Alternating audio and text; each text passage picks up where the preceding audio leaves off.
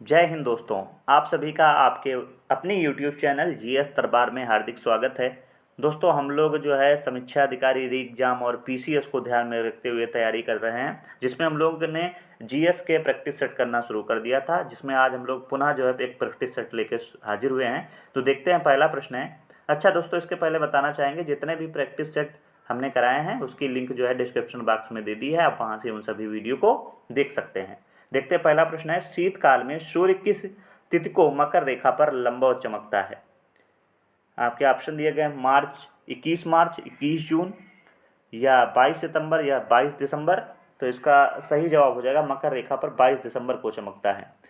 इसके अलावा थोड़ा और याद रखना है, अगर पूछा जाए 21 जून को तो ये कर्क रेखा पर चमकता है, और जो 21 मार्च और 23 सितंबर है यह विषुवत रेखा पर चमकता है, या कह सकते हो भूमध्य रेखा पर चमकता है। ये आपको याद रखना है, ये लंबवत की पूरी स्थिति है। अगला है, उत्तर पश्चिमी भारत में शीत ऋतु में वर्षा किस कारण होती है? पश्चिमी विक्षोभ के कारण, दक्षिण पश्चिमी मानसून के कारण, या जो है स्थानीय पवनों के कारण, या उपरोक्त में से कोई नहीं। तो इसका सही जवाब हो जाएगा पश्चिमी विक्षोभ के कारण, ऑप्शन ए इसका सही जवाब है। अगला प्रश्न, भारत में औसत वार्षिक वर्षा कितनी होती है? 75 से 110 सेंटीमीटर, 112 से 115 सेंटीमीटर, 115 से 150 सेंटीमीटर, या 150 से 200 सेंटीमीटर। तो इसका सही जवाब हो जाएगा 112 से 115 सेंटीमीटर होती है। अगला प्रश्न है, कौन सी मृदा में मिट्टी सूखने पर जो है गहरी दरारें उत्पन्न हो जाती हैं? जड़ोर मिट्टी, लाल मिट्टी, लेटेराइट मिट्टी, या काली मिट्टी? तो सही जवाब हो जाएगा काली मिट्टी में, ऑप्शन डी। अगला प्रश्न है, मृदा के कौन से स्तर को जल संचयन क्षेत्र भी कहा जाता है? स्तर ओ, ए, बी, सी? तो जल संचयन क्षेत्र स्तर बी को कहा जाता है। अगर आप मृदा का वर्गीकरण इस तरीके से करेंगे तो इस तरीके से आपने चित्र बना देखा होगा। तो इसमें ये वाला क्षेत्र होता है ओ, फिर उसके बाद में ए, फिर होता है बी, और उसके अंत में सी। तो जो जल संचयन क्षेत्र होता है वह कौन सा हो जाएगा? ये बी जो है होता है। तो इसमें भी और भी प्रश्न बन सकते हैं कि सबसे ऊपरी स्तर कौन सा होता है? ओ, सबसे निचला स्तर सी, और जल किस में होता है? तो बी में। आगे बढ़ते हैं। अगला है, निम्न कथनों पर विचार कीजिए। हिमालय में ऊंचाई पर जाने पर वनों के प्रकार बदलते जाते हैं। हिमालय पर 150 नहीं, 1500 मीटर की ऊंचाई तक सदाबहार वन पाए जाते हैं। इसमें बताना है कौन सा कथन सत्य है। केवल एक, केवल दो, दोनों सही, या दोनों गलत? तो देखो, हिमालय में ऊंचाई पर जाने पर वनों के प्रकार बदलते जाते हैं, तो ऐसा भी सही है। और हिमालय पर 1500 मीटर ऊंचाई तक सदाबहार वन पाए जाते हैं, तो ये भी सही है। तो ऑप्शन सी इसका जो है सही जवाब हो जाएगा। आगे बढ़ते हैं दोस्तों। अगला प्रश्न है, तांबे की प्राप्ति किस क्रम की चट्टानों से होती है? धारवाड़, आर्कियन, दक्कन, या विंध्यन? तो तांबा जो सबसे ज़्यादा पाया जाएगा वह धारवाड़ क्रम की चट्टानों में पाया जाता है। तो ऑप्शन ए इसका दोस्तों बिल्कुल सही जवाब है। कौन सा? ऑप्शन ए, धारवाड़ चट्टान में सबसे ज़्यादा क्या पाया जाता है? तांबा पाया जाता है। और तांबे सबका सबसे ज़्यादा जो भंडारण है वह राजस्थान में होता है। क्या याद रखना है, अगर पूछा जाए भंडारण कहाँ होता है, क्या पूछा जाएगा? भंडारण, भंडारण तो हम कहाँ बताएंगे? राजस्थान। और अगर पूछा जाएगा उत्पादन, तो उत्पादन की दृष्टि से मध्य प्रदेश। दोनों ये पॉइंट याद रखना है। पूछा जाए तांबे का भंडारण की दृष्टि से सबसे बड़ा राज्य कौन सा है? राजस्थान। और उत्पादन की दृष्टि से मध्य प्रदेश। और किस क्रम में पाए जाते हैं? धारवाड़ क्रम की चट्टानों में। अगला प्रश्न है, आर्कियन चट्टानों में बारे में कौन सा कथन असत्य है? ये प्राचीनतम और मूलभूत चट्टानें हैं, इनमें जीवांश पाए जाते हैं, इनका निर्माण लावा के ठंडा होने से हुआ है, या इनका विस्तार तमिलनाडु, कर्नाटक, आंध्र प्रदेश, राजस्थान के दक्षिणी पूर्वी भाग में है। तो इसमें से कौन सा असत्य है? तो देखो, आर्कियन क्रम की जो चट्टानें हैं इसमें जीवाश्म नहीं पाए जाते हैं, तो ऑप्शन बी इसका जो है सही जवाब है। इसके अलावा इसमें जो है किस प्रकार की चट्टानें हैं, तो दोस्तों ये जो है ग्रीस नहीं बोलेंगे, नीस, ग्रेनाइट, इन स्लिस्ट, इस प्रकार की चट्टानें होती हैं। और इनका निर्माण जो है, जो मैग्मा निकलता है वह लावा फिर होता है और वही ठंडा हो जाता है, तब इन चट्टानों का निर्माण होता है, तो इसमें जीवाश्म नहीं पाए जाते हैं। अगला प्रश्न है, छोटा नागपुर खनिज पेटी के संबंध में निम्न कथनों पर विचार कीजिए। इसका मुख्य विस्तार झारखंड, ओडिशा तथा पश्चिम बंगाल में है। यह पेटी नीस एवं ग्रेनाइट सेल से युक्त है। यहाँ देश का लगभग 75% लौह अयस्क पाया जाता है। इसमें से कौन सा कथन सही है, तो इसमें देखो पहला कथन क्या है, इसका मुख्य विस्तार झारखंड, उड़ीसा तथा पश्चिम बंगाल में है, तो ऐसा सही है। यह पेटी नीस और ग्रेनाइट सेलों से युक्त है, तो ये भी सही है। यहाँ देश का लगभग 75% लौह अयस्क पाया जाता है, तो 75% नहीं 90% पाया जाता है, इसलिए ये कथन गलत हो जाएगा। तो सही कौन सा हुआ, 1 और 2। अगला प्रश्न पूछा गया है, भारत की लौह इस्पात पेटी निम्न में से किसे कहा जाता है। छोटा नागपुर खनिज पेटी, मध्यवर्ती खनिज पेटी, दक्षिणी पेटी या उत्तर पश्चिमी पेटी। तो इसका सही जवाब है भारत की लौह इस्पात पेटी छोटा नागपुर खनिज पेटी को कहा जाता है, तो ऑप्शन कौन सा, ए सही होगा। अगला प्रश्न है, खेतड़ी की खान निम्न में से किस खनिज से संबंधित है। लौह अयस्क, कोयला, तांबा या एल्यूमिनियम। तो खेतड़ी जो प्रसिद्ध है वह किस लिए, तांबे के लिए प्रसिद्ध है। और तांबा हमने बताया सबसे ज़्यादा जो भंडारण है वो राजस्थान में, और साथ ही साथ उत्पादन मध्य प्रदेश में होता है। अगला है, भारत का सर्वाधिक स्वर्ण का उत्पादन निम्न में से किस राज्य में होता है। तो ये तो सीधे जान जाइए कि कहाँ होता है, कर्नाटक में होता है सबसे ज़्यादा, और वहाँ पे जो कोलार है, हट्टी की खान है, वहीं से सोना निकलता है। अगला है, भारत में सूती वस्त्र का प्रथम कारखाना निम्न में से कहाँ स्थापित किया गया था। कोलकाता, मुंबई, सूरत या वाराणसी।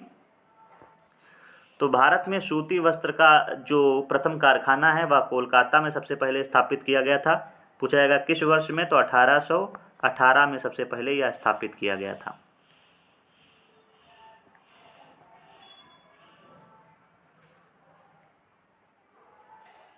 अगला प्रश्न है दोस्तों, हिंडाल्को की स्थापना किस देश के सहयोग से की गई थी। तो बताइए इसका सही जवाब। हिंडाल्को का मतलब होता है हिंदुस्तान एल्यूमिनियम कंपनी। की स्थापना किसके सहयोग से हुई थी, फ्रांस, सोवियत संघ, जर्मनी या यूएसए। तो इसका सही जवाब है यूएसए की सहायता से हुई थी। और पता होना चाहिए कि ये कहाँ पे इसकी स्थापना की गई थी, तो उत्तर प्रदेश के रेणुकूट में इसकी स्थापना की गई थी। अगला है, विश्व प्रसिद्ध अंगोरा ऊन किस निम्न में से किससे प्राप्त किया जाता है। भेड़ से, बकरी से, खरगोश से या ऊंट से।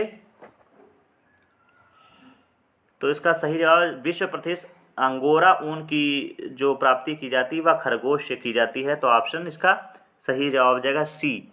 इसके अलावा जो बकरी से अगर पूछा जाएगा तो बकरी से ऊन प्राप्त होती है, वह है पश्मीना। पश्मीना ऊन जो है बकरी से प्राप्त की जाती है और अंगोरा खरगोश से प्राप्त की जाती है। अगला प्रश्न है, देश का प्रथम सुपर फास्फेट संयंत्र निम्न में से कहाँ स्थापित किया गया था। गांधीनगर, पुदुचेरी, रानीपेट या जो है भोपाल। तो इसका सही जवाब है, देश का प्रथम सुपर फास्फेट संयंत्र जो है रानीपेट, ये कहाँ पे है, तो ये तमिलनाडु में दोस्तों है। कहाँ पे, तमिलनाडु। और कब स्थापित किया गया था, तो 1906 में यह स्थापित किया गया था, ये याद रखना है। अगला प्रश्न है, नेपा नगर निम्न में से किस के उत्पादन हेतु प्रसिद्ध है। सीमेंट, दवाई, पेट्रो रसायन या अखबारी कागज। तो नेपा नगर जो है अखबारी कागज के लिए प्रसिद्ध है, तो ऑप्शन डी इसका जो है सही जवाब हो जाएगा। अगला प्रश्न है, प्रधानमंत्री ग्राम सड़क योजना के अंतर्गत गांवों को के लिए कितनी जनसंख्या को आधार बनाया गया है। बताइए। मैदानी इलाके में 1000, पहाड़ी इलाकों में 500, मरुस्थलीय क्षेत्रों में 250। अब बताना है इसमें विकल्प कौन सा सही है। तो इसका सही जवाब बताइए। तो इसका सही जवाब है ऑप्शन डी, 1, 2, 3 तीनों सही हैं। कहने का तात्पर्य यह है कि जो प्रधानमंत्री ग्राम सड़क योजना थी, इसको शुरू कब किया गया है? वर्ष 2000 में शुरू किया गया है। और इसमें मैदानी क्षेत्रों में 1000 जनसंख्या होनी चाहिए, पहाड़ी इलाकों में 500 और मरुस्थलीय क्षेत्रों में 250 न्यूनतम जनसंख्या होनी चाहिए। उसी को आधार बनाया गया है, इसलिए ऑप्शन डी इसका सही जवाब है।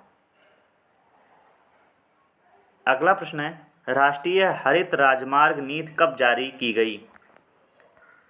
2014, 2015, 2017 या 2018? तो राष्ट्रीय हरित राजमार्ग जो नीति शुरू की गई है वह नितिन गडकरी के द्वारा शुरू की गई थी। ऑप्शन बी इसका सही जवाब है, 2015 में। तारीख भी अगर पूछ ली जाए तो 29 सितंबर 2015 को यह जो है योजना शुरू की गई थी। अगला प्रश्न है, झूम कृषि को अन्य किस नाम से जाना जाता है?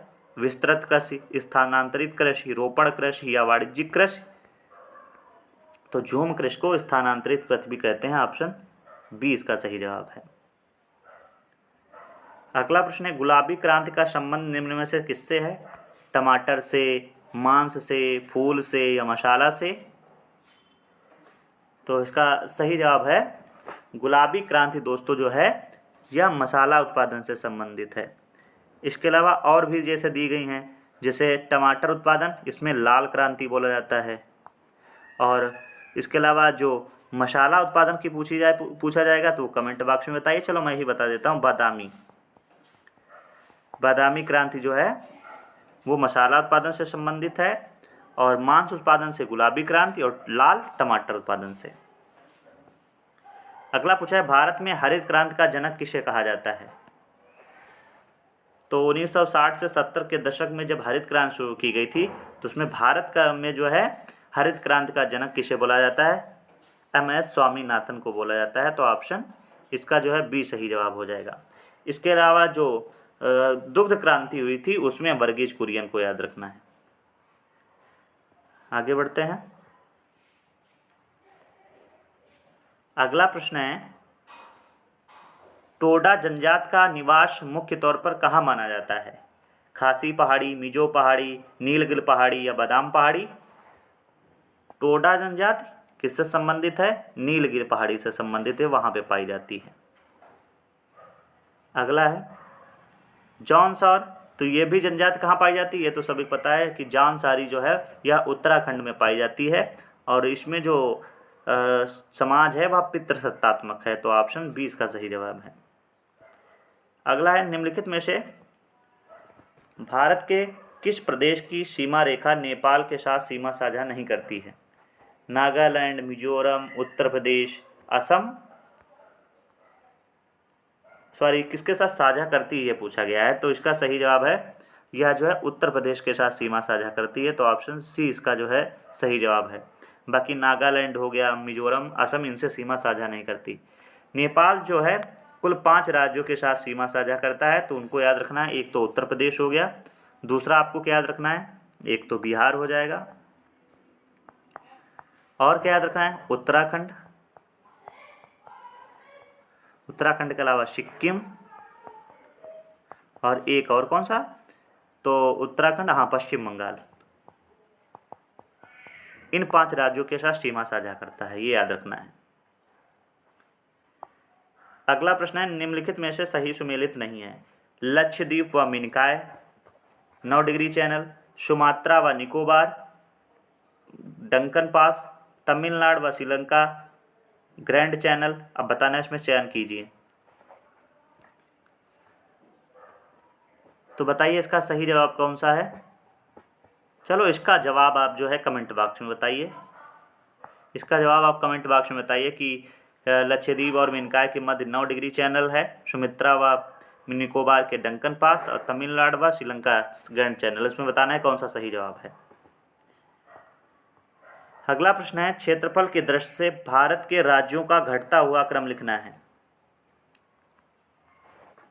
तो देखो सबसे बड़ा उससे बड़ा सबसे बड़ा उससे छोटा इस तरीके से बताना है। तो सभी पता है सबसे पहले आएगा राजस्थान, राजस्थान के बाद में मध्य प्रदेश, तो इसमें तो ऑप्शन बी होना चाहिए। कौन सा? Option B. राजस्थान के बाद में मध्य प्रदेश और उसके बाद में महाराष्ट्र, महाराष्ट्र के बाद में उत्तर प्रदेश, उत्तर प्रदेश के बाद में गुजरात। ये 5 आपको याद रखना है। अगला पूछा गया भारत के किस राज्य की सीमाएं 3 देशों क्रमशः नेपाल, भूटान एवं चीन के साथ सीमा साझा करती है? तुरंत समझ गए होंगे कि सिक्किम। अगला प्रश्न, निम्नलिखित पर्वत श्रेणियों का उत्तर से दक्षिण की ओर सही क्रम है? जास्कर, धौलाधर, शिवालिक, काराकोरम। इन्हीं में से बताना है सही क्रम क्या है। तो इसका सही जवाब हो जाएगा, सबसे पहले आता है काराकोरम, फिर पीर पंजाल और उसके बाद में जास्कर, धौलाधर, शिवालिक। तो इसमें देखो कहाँ पे दिया है, काराकोरम, पीर पंजाल और जास्कर। तो इस तरीके से तो अभी कोई ऑप्शन नहीं दिया है। ऑप्शन इसमें जो सही होगा वो जो है ऑप्शन बी, पीर पंजाल, जास्कर, धौलाधर, शिवालिक। और पीर पंजाल से पहले भी कौन सा पाया जाता है? काराकोरम। इस तरीके से ये क्रम है, काराकोरम, फिर पीर पंजाल, फिर जास्कर, धौलाधर, शिवालिक। इस तरीके से होना चाहिए था। तो देखो इसमें जो है काराकोरम, पीर पंजाल, उसके बाद में शिवालिक, जास्कर दिया था। तो जास्कर बाद में था, इसलिए यह जो है ऑप्शन गलत हो गया था और ये तो पहले से ही गलत था। ठीक है, आगे बढ़ते हैं।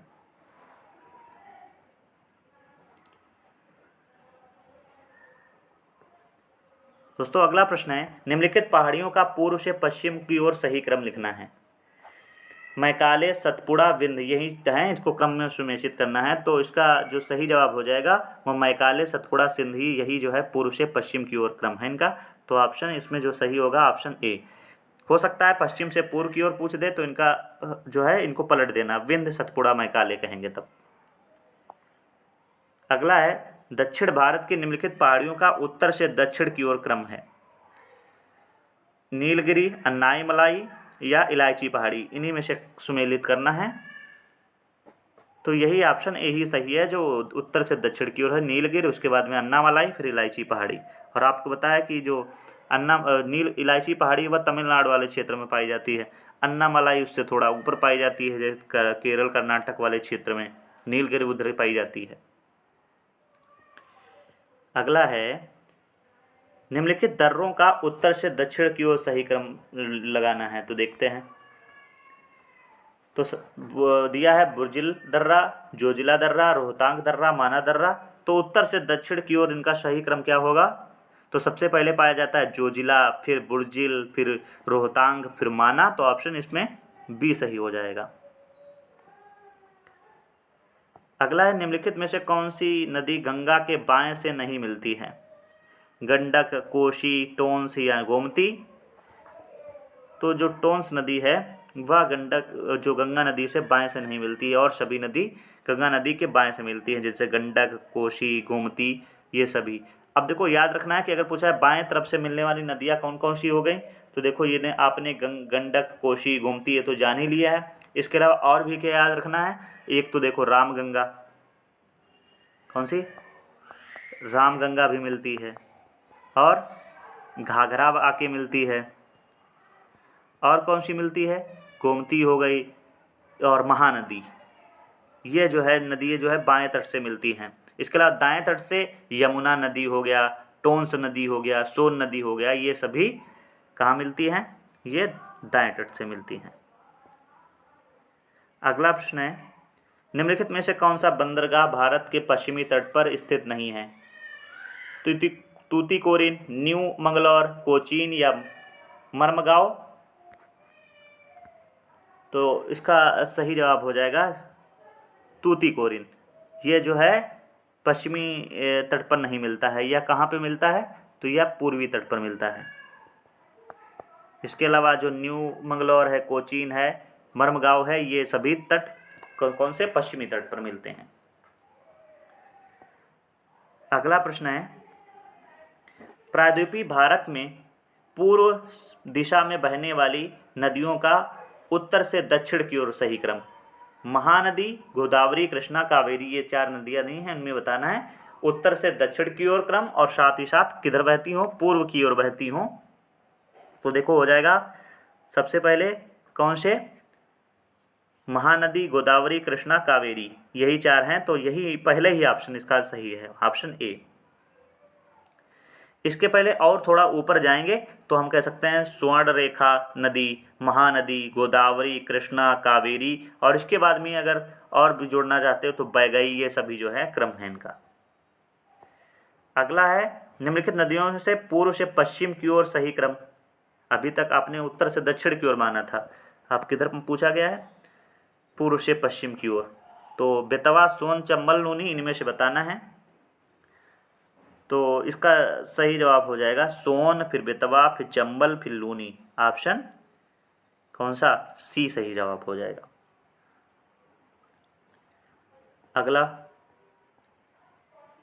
अगला प्रश्न है निम्नलिखित में से किन राज्यों की सीमा भूटान के साथ बनती है, बताना है। पश्चिम बंगाल, सिक्किम, अरुणाचल प्रदेश, असम, बिहार, सिक्किम, नागालैंड, त्रिपुरा, त्रिपुरा, मिजोरम, नागालैंड, अरुणाचल प्रदेश, मेघालय, मणिपुर, त्रिपुरा, मिजोरम।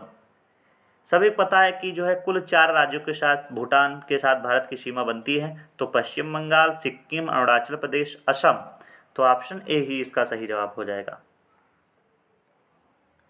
अगला प्रश्न, कावेरी नदी भारत के किन राज्यों से होकर प्रवाहित होती है। तो भारत के जो है कावेरी नदी जो है वह कर्नाटक, तमिलनाडु और केरल 3 राज्यों में बहती है। तो ऑप्शन इसका सी सही जवाब हो जाएगा। और अगर पूछा जाए कि कावेरी नदी का उद्गम स्थान कहाँ है, तो कर्नाटक में एक पहाड़ी पड़ती है ब्रह्मगिरी। कौन सा, ब्रह्मगिरी पहाड़ी से जो है निकलती है। और कावेरी नदी को ही दक्षिण भारत की गंगा भी कहा जाता है। दक्षिण की गंगा बोला जाता है गोदावरी को, लेकिन दक्षिण भारत की गंगा कावेरी नदी को बोला जाता है। ये आपको याद रखना है। और किन राज्यों में, कर्नाटक, तमिलनाडु और केरल में।